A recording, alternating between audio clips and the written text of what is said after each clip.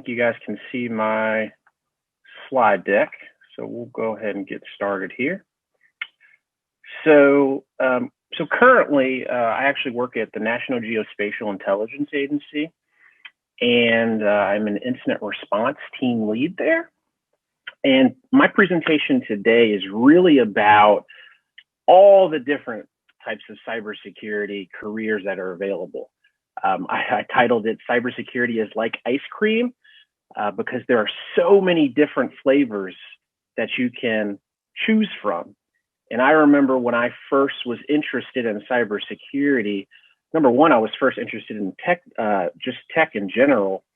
I wanted to develop, PlayStations and Game Boys. Then I realized I was really interested in cybersecurity. And then you start to realize there's so many different career fields just within cyber. And I really wanted to kind of show you all the different types of cyber careers that are available, as well as introduce you to some tools that are available to help you with that. All right, so it's kind of a quick intro to me. So my name is Chazz, graduate of Hampton University, and I went to undergrad to study computer science. From there, I went ahead and had a scholarship to attend Hampton again to obtain my master's in cybersecurity. From that time period, I was actually able to contribute to numerous publications in web SSOs, vulnerabilities associated with those, as well as the importance of undergraduate software security development as well. And throughout actually my career, I've had a very interesting career in a number of different organizations. And mind you, I didn't even know there were so many different wide varieties of cyber, right? So one of my first opportunities was at NIST, National Institute of Standards and Technology, and their cybersecurity division, doing role-based access control, which is like, certain individuals having access within an organization based upon their role, whether they're a supervisor or whether they're an employee. I used to work at Accenture, Defense Intelligence Agency. Used to work at DISA, setting up firewalls using my hands.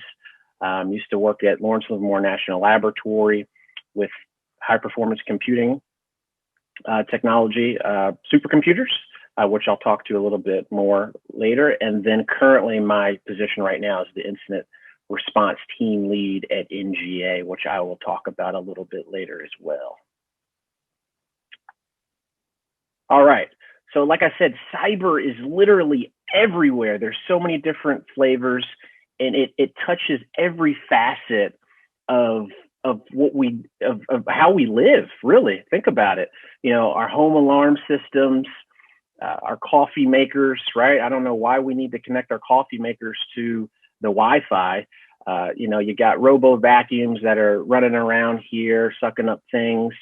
Doorbells, wireless light bulbs. I got a couple of Philips Hue light bulbs. You have, Wi-Fi toothbrushes. Again, I don't know why we need to connect our toothbrushes to Wi-Fi, but there's certainly probably a level of convenience and data that you can derive to that to help you, I guess, brush your teeth better. Space satellites and geospatial intelligence, which is my business, and currently where I'm at NGA, as well as the healthcare industry. And it also falls into, machine learning, artificial intelligence, as well as quantum computing. All of these different arenas have some type of cybersecurity component associated with it, and they need to be secure. And we need smart people just like you to help solve these tough problems.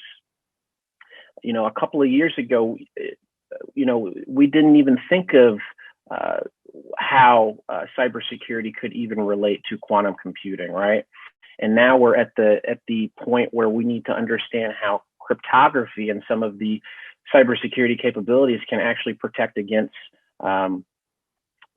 quantum capabilities, and post-quantum cryptography is some of the new things that are coming out.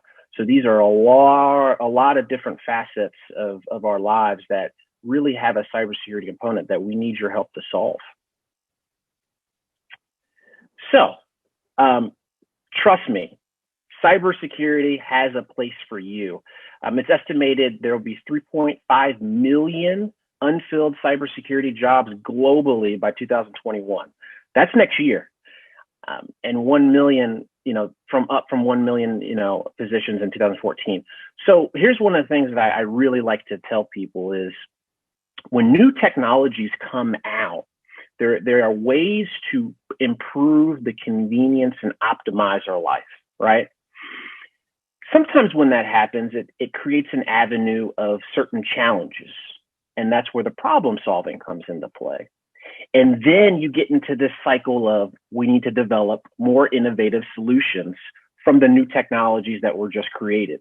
And a perfect example of this is the internet, right?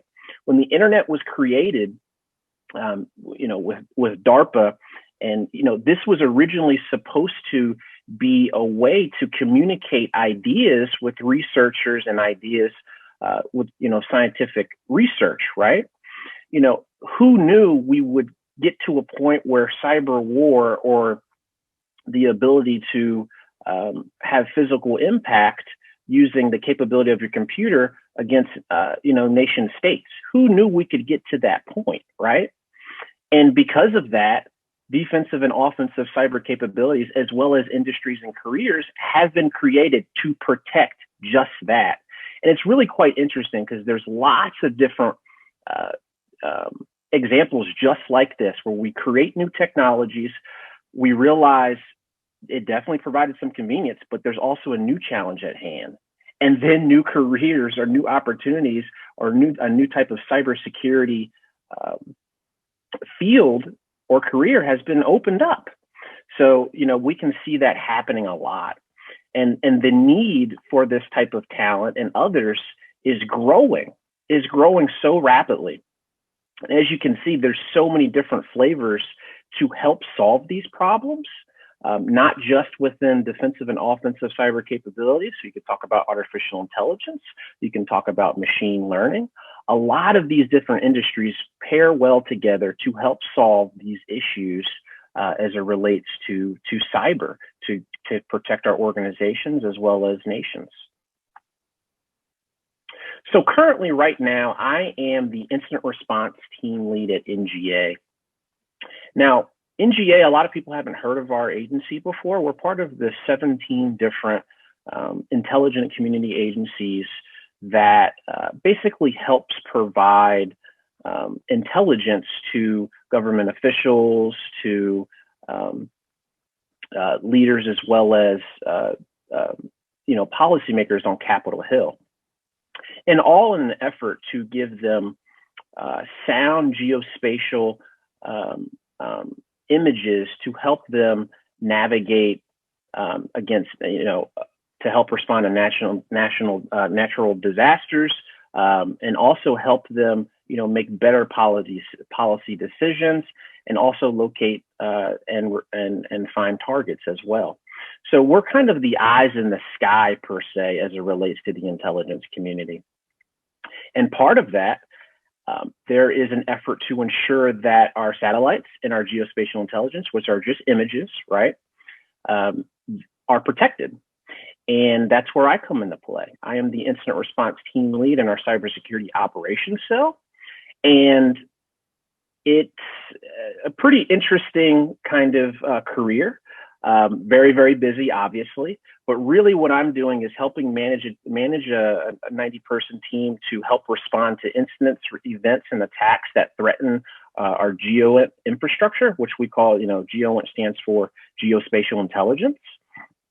So if an attack were to happen, I would help manage a team that will contain it and then also eradicate it. And then we'll do, a lessons learned and figuring out why this happened, right? But part of why I'm telling you this is because under the hat of our cybersecurity operations cell are so many different careers or so many different jobs that are available to support the greater effort of securing geospatial intelligence. So some of those positions happen to be obviously my position, incident response. You have cyber threat intelligence, where they're going out to the external web, looking for indicators of compromise, figuring out, what type of intelligence can we gather to help protect our infrastructure and our organization. You have hunting, right? When you're looking for anomalies within your infrastructure that maybe aren't kicking off any alerts. You have advanced analytics. And then you have our audit team occasionally that'll come in just to make sure that we're doing and practicing our due diligence in accordance to, organizational standards. But what I'm trying to communicate is our overall goal is to secure geospatial intelligence and our satellites to ensure that we're keeping up with mission. But there's so many different cyber components that are involved with this, which means there are so many different ways to get involved, and there's so many different careers that you could be a part of. And many of these different flavors help support, like I said, the greater NGA mission.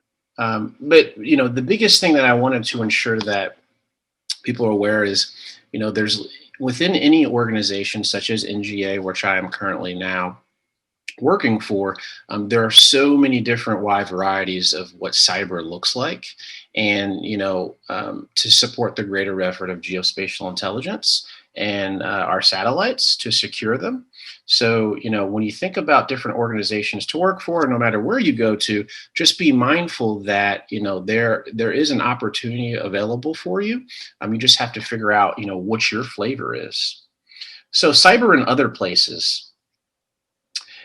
So as I mentioned, I used to work for a lab called Lawrence Livermore National Laboratory, and they actually call this lab a square mile, the smartest people in the world, because they actually helped develop the atom bomb there and some other things as well. So at that lab, they actually have a couple of the fastest computers in the world, and I actually had a chance to actually go see them and actually run some of my research projects on them as an intern.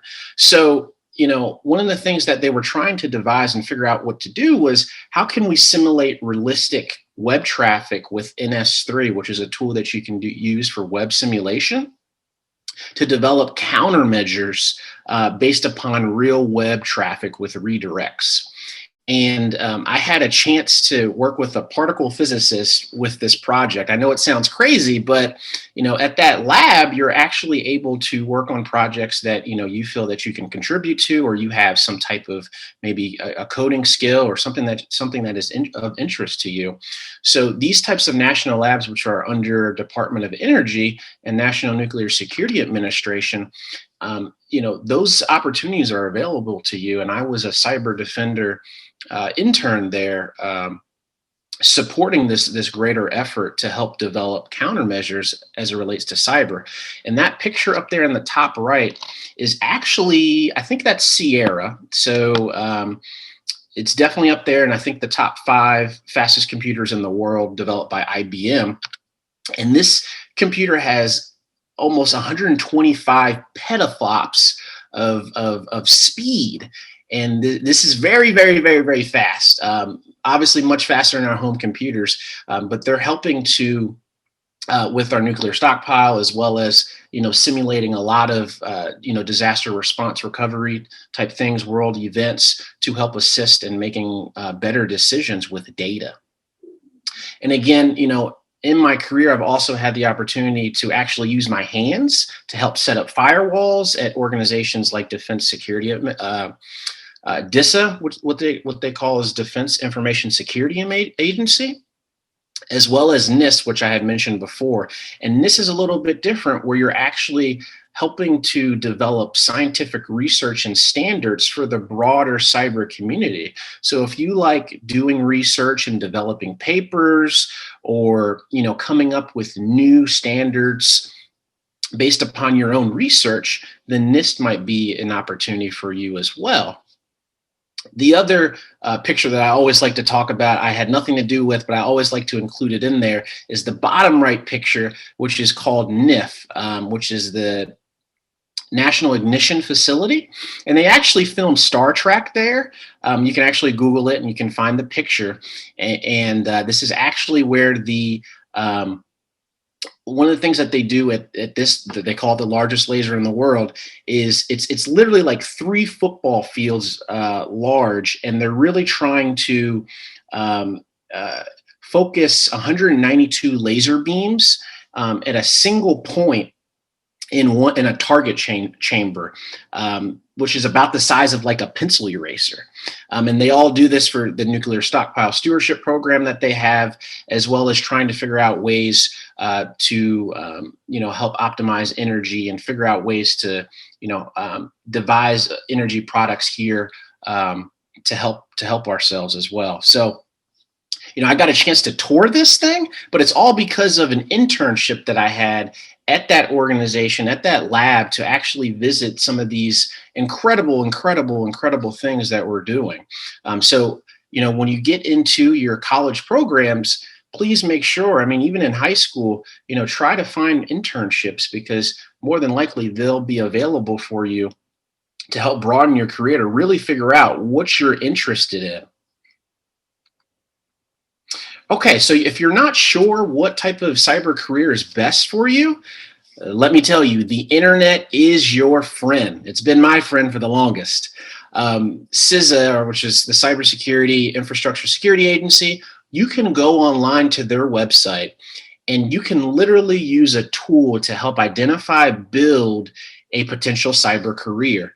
And it's really nice. They didn't have these tools when I was growing up. So, internet is your friend. You can actually figure out the types of skills that are needed for a certain position, the abilities that are needed, what type of knowledge do you need to accumulate to maybe be in that certain position.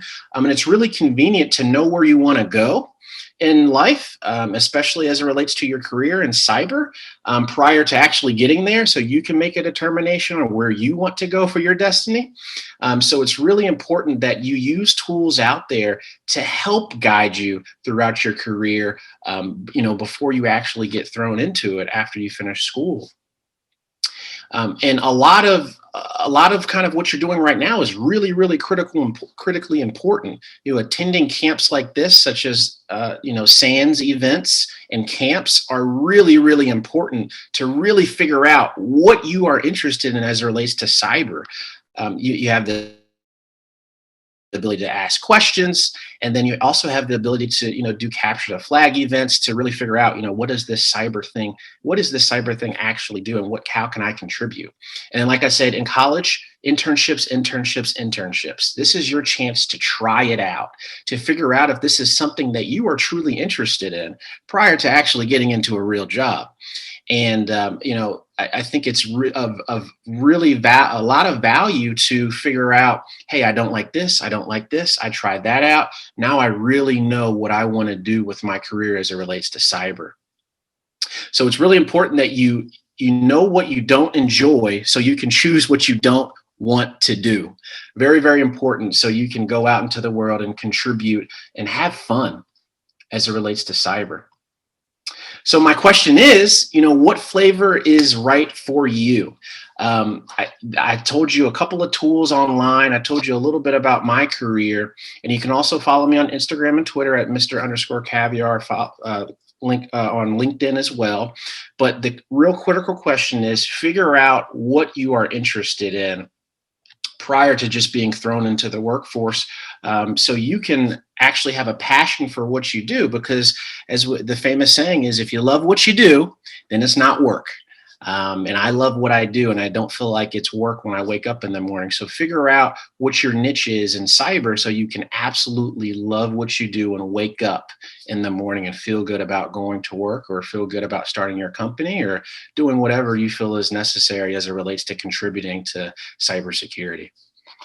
So thank you. I'm not sure if we have any time for questions. Thanks, Chaz.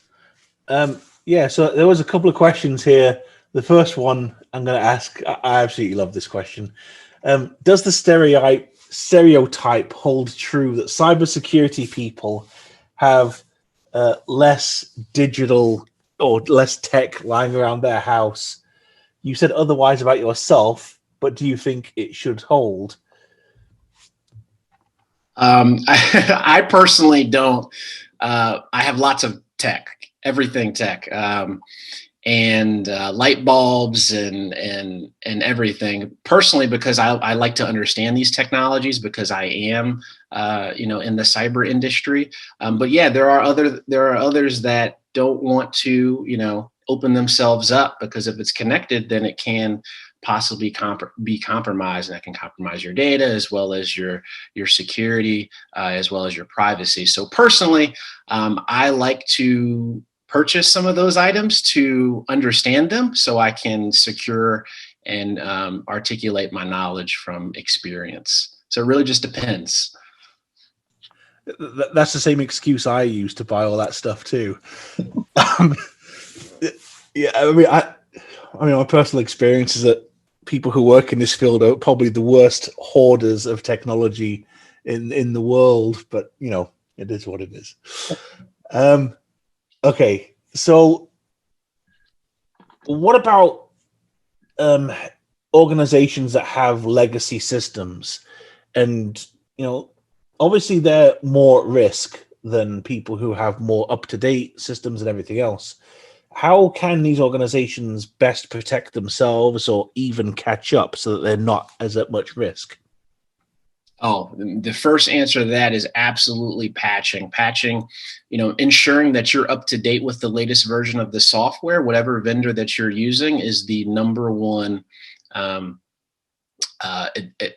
solution there. On top of that, you know, in any organization that has a kind of cyber component to it, you also want to ensure that you're constantly looking out there on the World Wide Web, looking for IOCs, indicators of compromise, and just kind of really checking to see what's happening out there in the space, because you know there are vulnerabilities associated to software and so as well as hardware that maybe necessarily haven't been reported to the vendor yet, and you want to be on top of that to figure out your next best solution, to figure out, hey, you know, where are my gaps, where are my holes? So in terms of legacy systems, just keeping up with patching as soon as possible is the best answer.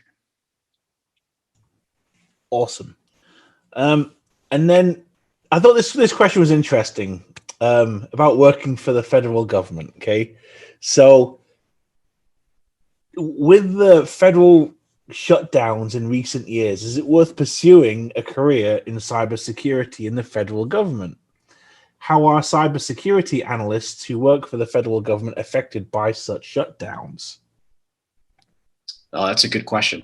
So I will say yes, because I am still working for the federal government. I absolutely love my job. And, you know, things are quite different. Obviously, a lot of us are working from home. Some of us have to go into the office.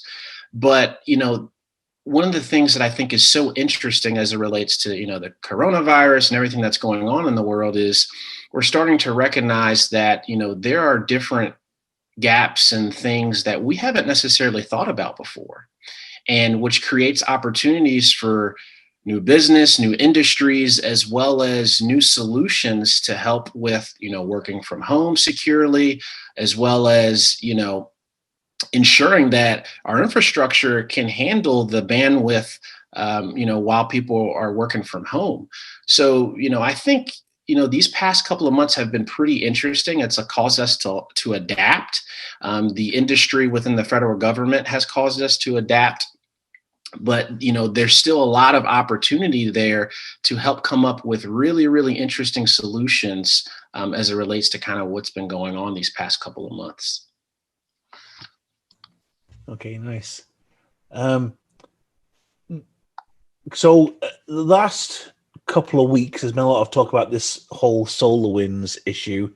Did that have any bearing on what you do in your job?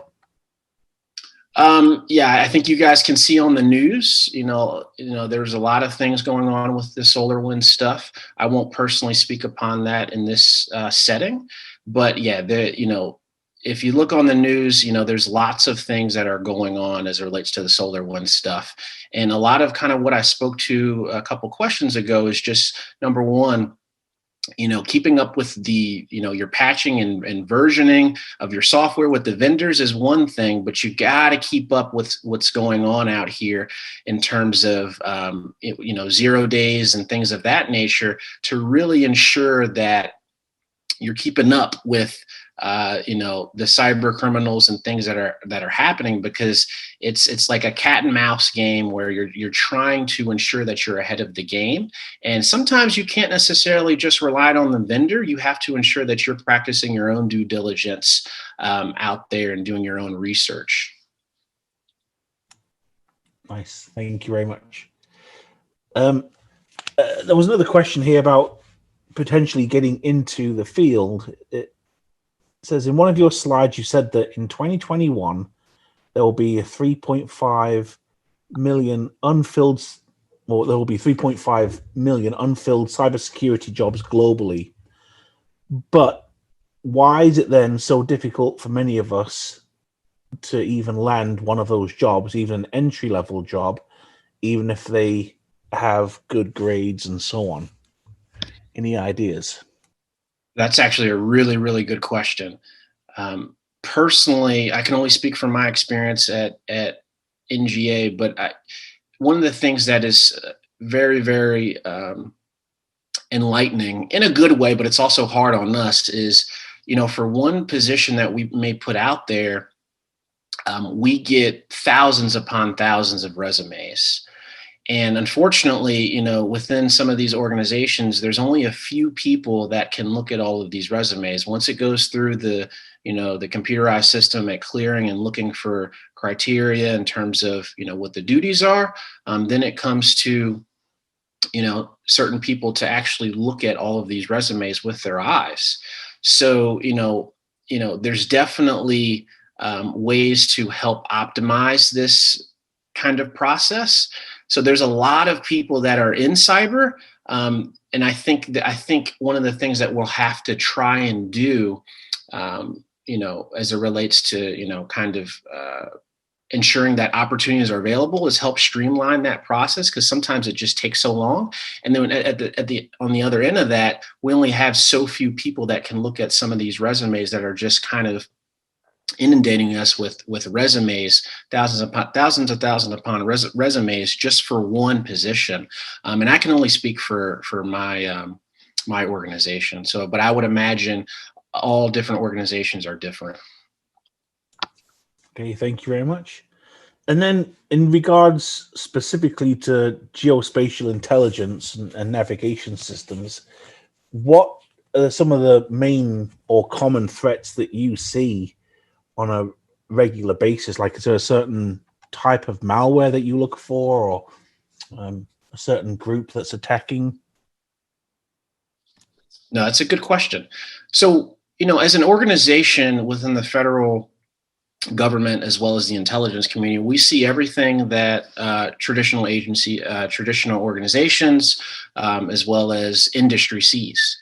We're just like every other organization, except our mission set is a little bit different. So we have to tailor our mission set as it relates to kind of what we see out there.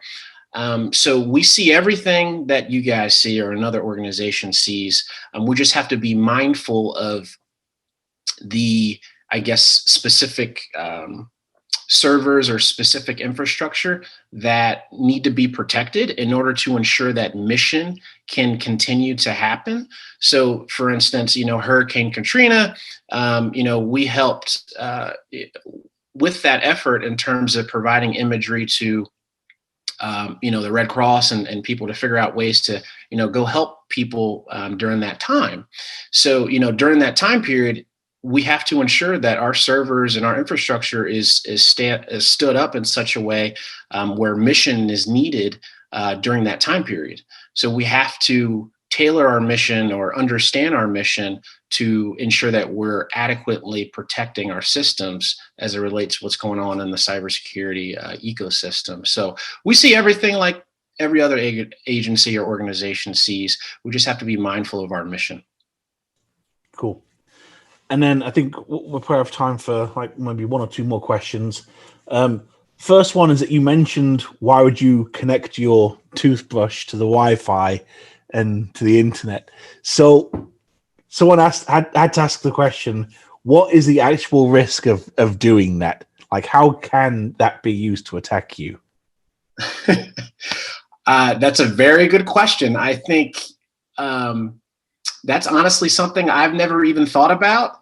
But if you think about some of the technologies I actually put on the slide in terms of like I think it was a pacemaker, which is, a healthcare technology that can be embedded into your body and on your body. So, they've actually found out ways to actually figure out how to influence the pacemaker. So, when we think about things, technologies that we use on a daily basis, whether it be a toothbrush, a pacemaker, anything that has some type of Wi-Fi or Bluetooth connectivity, especially as it relates to kind of, our mouth or, anywhere near us, we just have to be very mindful. I'm not aware of what could possibly be used or how you could use a toothbrush to hurt somebody or do anything, but I'm sure if it's connected to the internet or if it's connected to Wi-Fi, Bluetooth capabilities, we just have to be very mindful. Awesome. All right, last question. What specifically do you look for? So let's say that you have reason to believe that there's been some kind of attack or intrusion. What specific things do you look for to check to make sure this is something which is worthy of further investigation, or whether it's potentially just some kind of background noise? Oh, I love that question. So there's lots of things that you have to do. And if you think of the kind of the incident response, I call it life cycle, one of the first things you have to do in this stage is identification. And part of that is looking at your tools to identify if an attack or a compromise has actually happened. So you have to kind of weed through the noise, look at your indicators, look at your firewalls, look at your incident response tools to understand, hey, is this something worth interest? Is there an anomaly here? What are we seeing out there in the wild with our CTI folks, cyber threat intelligence, and really figure out if this is something that we need to dive a little bit deeper into. And every situation is different. My goodness, you just never know. But there are tools that you can use within your infrastructure, as well as research that you can find out there on the World Wide Web, depending on what's going on, to help you conclude if something is happening. And from that point, if we've concluded that something is abnormal or something is, data is being exfiltrated, whatever the case may be, then they'll move over into my lane, which we do containment, to devise a plan to figure out, hey, do we need to do a VLAN segmentation? What is it that we need to do to ensure that this incident is contained and also eradicated, before it gets any worse and has an influence on our geospatial mission?